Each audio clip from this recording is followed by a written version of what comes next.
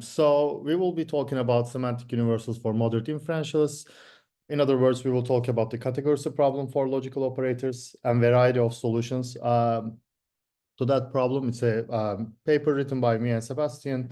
We started working on this paper 6-7 months ago, and it's almost coming to an end. And hopefully you will like it, and we are looking forward to hear your feedback. So here is our philosophical motivation for this project. It's an inferentialist project. So where logical inferentialism is the view that inferences determine the meaning of logical operators. But in particular, we are looking from a particular type of inferentialist position, that is the moderate inferentialist position, that claims that the truth conditional meanings of the logical operators are determined by the inferences. So moderate inferentialists still identify the meaning of logical operators with the truth conditions, the model theoretic truth conditions of quantifiers, of sentential connectives of model operators. But moderate inferentialists, along with identifying the meaning with model theoretic entities, they also claim that those model theoretic entities are determined by the inferences of that logic. So that's why it's an inferentialist project. But there is this problem, category problem, also known as Carnap's problem, that is an issue for moderate inferentialists. And that problem is basically there are non-standard models of classical logic, of the logics that we will discuss today. In other words, there are models that are consistent with those logics that do not interpret the connectives with the standard truth conditions. So if we look at, as an example, for classical logic, we have those well-known consistent models for classical logic that do not interpret negation or disjunction with the usual truth functions. So take the model that assigns truth to every sentence of a language. Well, that is going to be consistent with classical logic because it's not going to counter-example any of the inferences, but it assigns a sentence and its negation truth, which is a non-standard way of interpreting negation. The other one is a theorem function that assigns truth to every theorem of classical logic. That's also consistent with classical logic, which means it satisfies all the inference of classical logic, but it interprets negation non-standardly. It can assign a propositional variable and its negation is 0. And it interprets disjunction non-standardly too, because it can assign truth to a disjunction, in this particular case, the P or not P, while its disjuncts are false too. All those models interpret conjunction correctly, but when it comes to other truth functions, that doesn't. They do interpret them non-standardly. We also have a similar problem for quantifiers, and Sebastian is going to talk about them a lot more. And it also occurs for model vocabulary too. So this is the broad problem. We are moderate inferentialists. Truth conditional meanings should be determined by the inferences, but it seems like we have some models that are non-standard. So we are not able to determine the standard truth conditions of the logical operators. There are two broad strategies that is used in the literature to overcome the Carnap's problem, category problem. One of them is what we call the proof theoretic strategy here, is to make the consequence relation a bit stronger, more expressive, such that those non-standard models are ruled out. So, for example, if we use a multiple conclusion consequence relation for classical logic, then we rule out those non-standard theorem models and trivial models too. We can also use sign systems that are going to be more expressive that rules out those models as well. So we can strengthen our proof theory, our derivable relation, such that those non-standard models are ruled out and all the consistent models become the standard models. And there's a model theoretic strategy, and that's the strategy that restricts the admissible models of a logic. So rather than looking at all consistent models of a logic, we look at all consistent admissible models of a logic. And that admissibility is restricted with some constraints that we put on the models. And this talk is about those constraints. So we will investigate various model theoretic solutions to Carnap's problem in the literature. And not just for classical logic, we will also look for 3 and 4 valued logics, strong linear logics, and first degree entailment too, and the non-standard models and their solutions. So we are not going to go deep into it because of time reasons, but in case there are any questions, we are happy to answer them in the Q&A, and we will talk about quantifiers that way too. But we will look at the restrictions we can put on those models to rule out those non-standard models. We will particular, we will be interested in two features of those restrictions. One of them is that we want to discuss their compatibility with the moderate inferentialist thesis. We don't want ad hoc restrictions on our models to rule out every non-standard models. We want those restrictions to come from an inferentialistically acceptable from an inferentialistically acceptable point of view, and we will look at their applicability to different logics, because the more applicable it is, it's going to be more useful for moderate inferentialists. So this is the space of solutions we had for all those. So we will divide them for solutions for sentential connectives and quantifiers, along with another dimension that restricts them for theory-dependent and theory-independent restrictions. Theory-dependent restriction means that restriction is motivated by a particular philosophical use of the logic in question. So we will look at how we use that logic, and we will try to motivate that restriction based on how we use that logic. Theory-independent ones is going to be independent of the theory of use. It's supposed to be the restrictions that that makes the semantics a proper formal semantics of a logic. Rather than looking at a particular idiosyncratic use of that logic, we will motivate those restrictions as restrictions for a model to be a proper formal semantics. And this is broadly our space of solutions. So I'm going to talk about those three theory-dependent solutions, and Sebastian is going to talk about the other parts here too, the theory independence for sentential connectives and all the quantifier solutions too. So let me go to our first one. So our first theory-dependent constraint that gives us a categoristic result is restrict the models in such a way that we interpret the negation standardly. So if we restrict our models to interpret negation in the correct way, we can determine the meaning of the rest of the connectives with the inferences there too. It's pretty straightforward for classical logic, because conjunction and negation are functionally complete, so we can get the rest too. And Belknap and Messi discuss that solution to the categoristic problem in their paper in 1990. I show it for K3 and LP in a paper that's published this year too. And in this paper, we've proved it for first degree entailment too. We don't have to prove here because of time reasons again, but if anyone is interested, we're happy to share it too. We can show the same thing for first degree entailment too. So it works for those logics. So it seems like it's applicable to at least 4 logics. So how should we motivate it from a philosophical point of view? The motivation comes as the negation's essentiality to perform disagreement.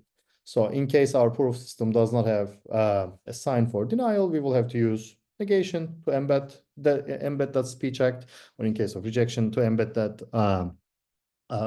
mental act. And negation is going to be essential to perform disagreements when it embeds the correct behavior of denial according to those logics. What do I mean by this? For classical logic, assertion of a negation is equivalent to denial of a sentence. For K3 and LP, this is not the case. We don't have one of those directions, and for FTE, we don't have neither of those directions.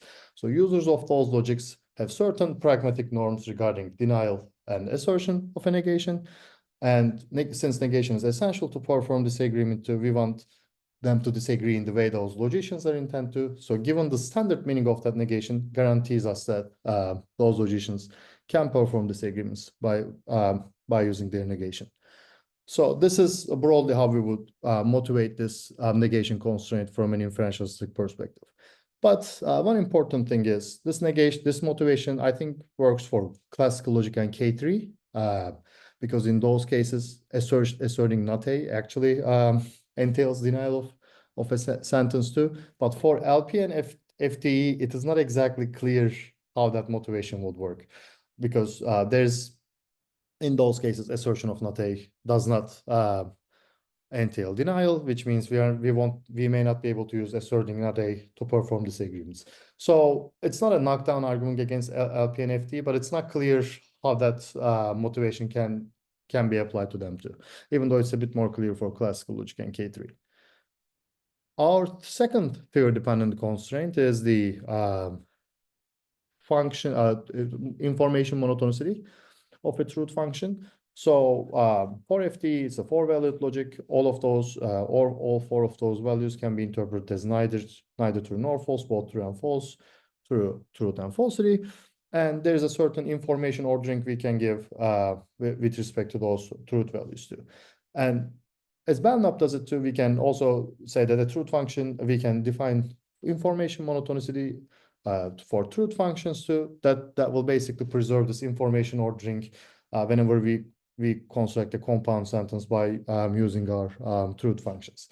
And we show that this restriction works for all, if we restrict our models such that all of the sentential connectives are interpreted with information monotonic truth functions, we can provide categories to result for classical logic K3, LP, and FDE2. So this restriction also provides a unified solution to all the logics that we have covered so far.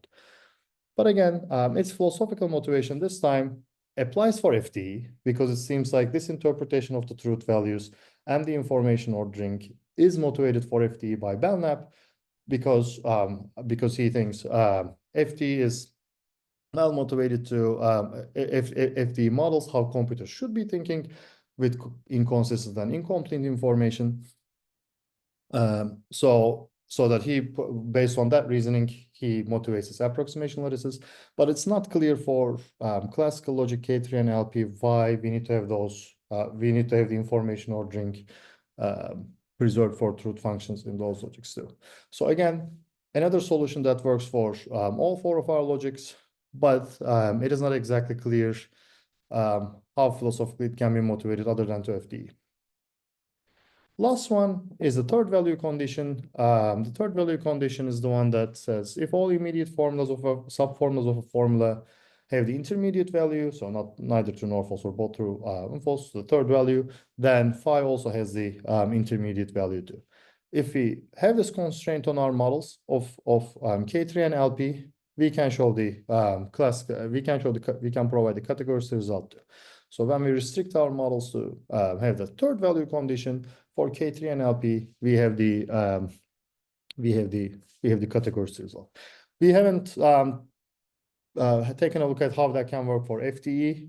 So it's open. Maybe there's not, of course, it won't be a third value condition, but something along those lines. Maybe it can work there too. But it's an open issue right now. And how we motivate this restriction is that it's a restriction that that can be motivated as by looking at what kind of cases those logics are covering and what are their intended uses. So for example, one intended use of K3 is to use those third value to reason about gappy cases, and for LP it's going to be the gluty cases. And if all the subcomponents of a sentence are gappy, then it's presumably correct to think that the compound sentence is gappy too. And it seems like this restriction is actually implementing the particular use and motivations of K3 and LP. Okay, this is so Sebastian, you can take over now. Thanks so much. So Kaan talked a bit about what we termed theory-dependent constraints, right? Those were constraints that were motivated for the moderate inferentialist depending on what sort of what logic the moderate inferentialist was using. So there was always a certain logic dependency. And it might be hoped that there's a more sort of independent class of constraints which rules out the underdetermination. This is what we term the theory-independent constraints. And the idea here was they should be available to any sort of inferentialist or moderate inferentialist as long as they sort of use the formal framework in which we have a proof theory and a model theory to kind of model a relation of logical consequence. So the question here is, are there constraints on a mathematical object to actually constitute a proper formal semantics that are in place no matter what, and that rule out certain underdetermination constraints? And one thing that's worth mentioning, and that's often first put in the late literature, is this so-called non-triviality constraint. So the idea that there must be at least two sentences of the language that differ in truth values. And as we can immediately see, that rules out the first pathological interpretation or valuation that we have, namely the one that assigns truth to every model, because then there's none that's false.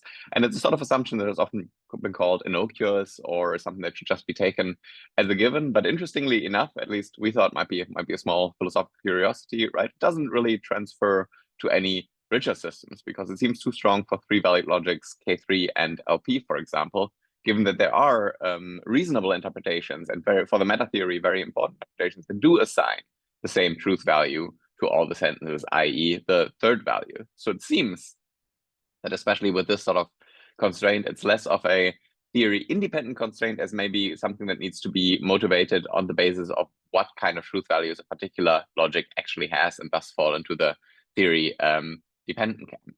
But to come to something a little bit more interesting, a second theory independent constraint is something that Bonnet and Westerstahl adopted in 2016 paper, i.e. a compositionality constraint, which is supposed to clearly represent some sort of linguistic universals.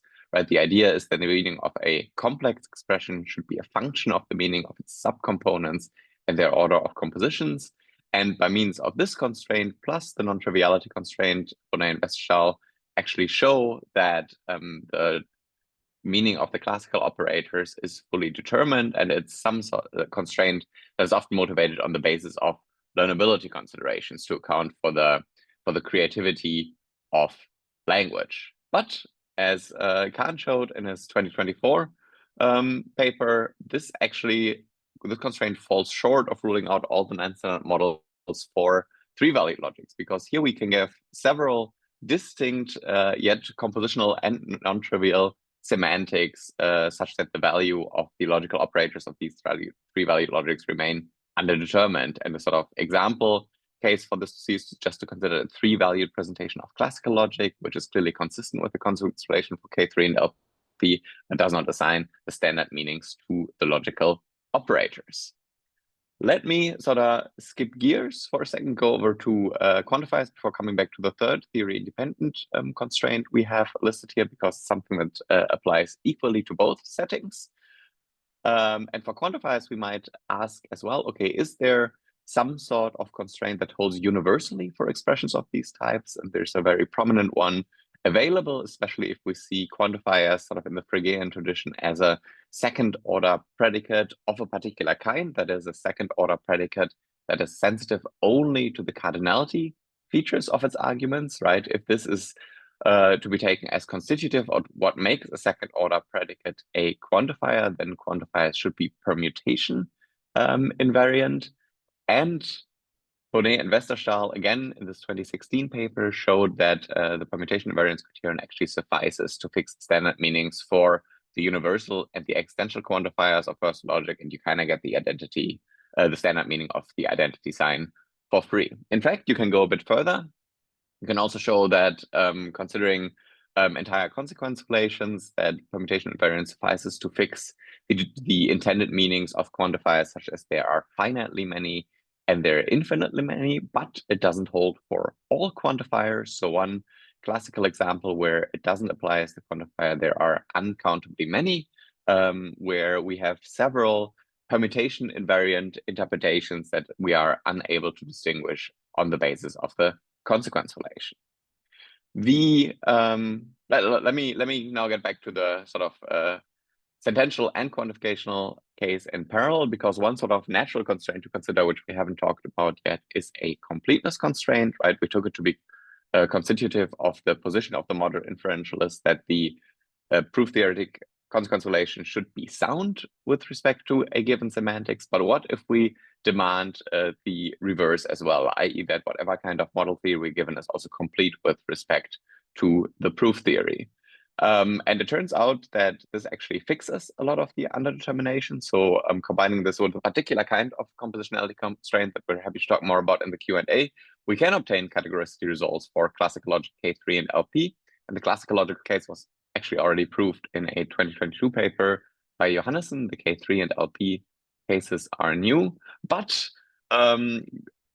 completeness does not seem to be sort of the solve all that we might be looking for. In fact, there seem to be results that suggest that it's a rather independent issue, because one can show that the quantifier, there are infinitely many, while categorical, its logic is incomplete. But on the other hand, the quantifier there's uncountably many is not categorical, it's not uniquely determined, but its logic is complete. So this seems to suggest that questions of completeness and categoricity are of a different kind and are not necessarily related. The fact that they coincide so nicely in the propositional case is due to the fact that this formalism has certain expressive limitations, and as soon as we go a little bit more expressive, it turns out that those two things come apart. Lastly, it also, at least we found it fairly difficult to motivate completeness from an inferentialist perspective, and so it might be something that might be a bit critical for a moderate inferentialist to adopt. Okay, given that I'm running low on time, let me run through the last conditions very quickly. So one further sort of shape of a condition that we then outlined was a sort of minimality constraint. So the idea that it should be perfectly inferentialistically acceptable to impose some sort of ordering on the kind of values that are determined, even if there are multiple values. So in the case of quantifiers, for example, we can say that one quantifier is weaker than another if whenever the stronger one is true in a model, the weaker one also has to be true. A simple example of that is, for example, that the quantifier there's infinitely many is weaker than the quantifier there's uncountably many, because whenever there's uncountably many elements that have phi, there will also be infinitely many elements that have phi. And we can use this sort of as a shape for a constraint to plug in certain things. We can say that, well, pick the weakest among quantifiers that meet a certain condition star, where star, of course, needs to be an inferentialistically acceptable condition for this to make sense for the moderate inferentialist. And so one thing we then looked at for the quantifiers is a conceptual closure constraint. So the idea here is that, well, whenever we introduce a notion, be it a logical, mathematical, or other notion into a theory, we are actually not introducing that notion in isolation, but as a cluster. And that allows us to discern certain dependencies between this notion and the other notions. These dependencies come in two kinds. On the one hand, we have the explicit dependencies, i.e. dependencies that are very much noted and explicitly written down in the characterization of a concept, and the implicit dependencies, things we simply presuppose when using that concept. So let me give an example to make this maybe a bit more plastic. The following is sort of the characteristic axiom for the quantifier there are uncountably many as given by Kiesler. It roughly says something like the countable union of countable sets remains countable. And if we see, or we can discern the explicit dependencies here by means of the non-schematic expression that occur in this characterization, i.e. the extensional quantifier, but there's also a bunch of implicit dependency, namely what models of this and the other axioms have in common is that they always interpret the symbol Q by some sort of infinite cardinality quantifier. So putting this together allows us to formulate the conceptual closure constraint that it should be inferentialistically acceptable, that in the characterization of a notion, we may make use of those concepts on which a target notion implicitly depends.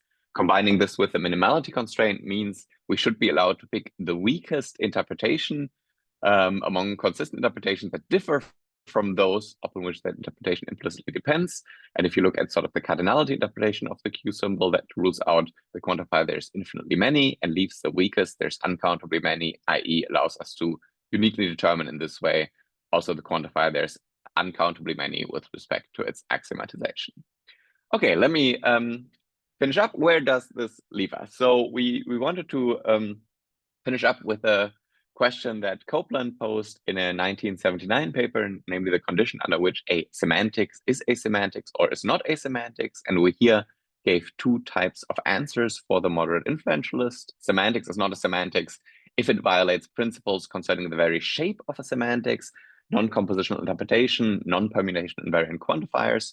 But it is also not a semantics, or it shouldn't be accepted as a semantics when it conflicts with what a logic is meant to capture, express, or talk about, i.e. the use to which a logician, especially non-standard logician, puts their logic. This also should give her instruments in the hands by means of which she can rule out some of the underdetermination. So we think the takeaway from the paper should be that the underdetermination is an issue for the moderate inferentialist, but she might have maybe not a universal, but maybe different tools available to sort of rein in this underdetermination. Sorry for running over a little bit, but thanks so much for listening. We're looking forward to your questions.